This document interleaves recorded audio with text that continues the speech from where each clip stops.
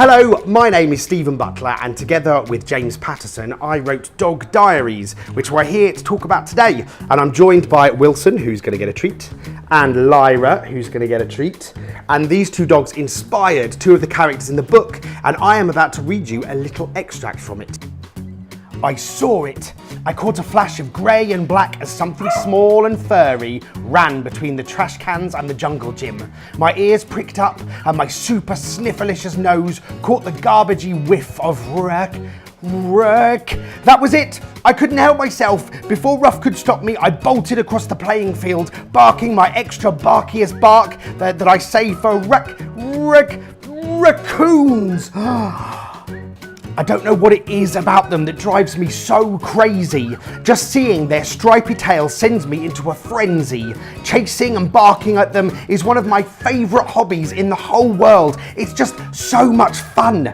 I suppose if I had only run after it and barked, things wouldn't have been so bad. The problem is, when a dog sees another dog racing across open grass, they just have to follow. It's irresistible. In no time, I was pelting across the park with every single dog who was there today all following me. Of course, that doesn't sound too bad, I know. So what if all the dogs ran over to the jungle gym? It's no big deal, right? Well, it didn't quite end there. A St. Bernard called Tallulah, who joined in the chase, had been tied to a drinking fountain outside the public restrooms. In all the excitement of my little scene, she pulled the thing off the wall, sending a huge arc of water crashing onto some unsuspecting grandmas on a bench opposite. Another dog had its leash knotted to the baby buggy his pet human was pushing, and before she knew what was happening, the lady was screaming at the top of her lungs as her baby was hurtling backwards across the park, being towed by an oversized Akita called Dwayne. It was canine carnage.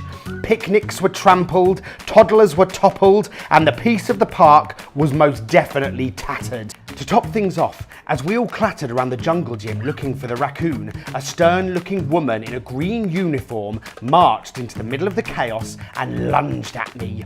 I ducked under her outstretched arm, then bolted between her legs before she could get her hands on my collar. Who did she think she was, trying to stop a raccoon chase? "Come here!" she bellowed at me, spinning around to make a second grab. Now everything got even more wild. If there's one thing that makes dogs scatter about more than when they're chasing something, it's when they're being chased. "Bad dog!" the woman yelled, diving out of the path of the high-speed baby buggy as it hurtled behind Dwayne. Bad dog? Was she talking to me? I was just doing some very important barking. What's wrong with that? Before I knew it, the woman was in speedy pursuit. She was screaming and sweating, and I'm not ashamed to admit it, but I started to panic. "Get back here!" The angry lady pulled a whistle from her pocket and blew it. "Who owns this dog?"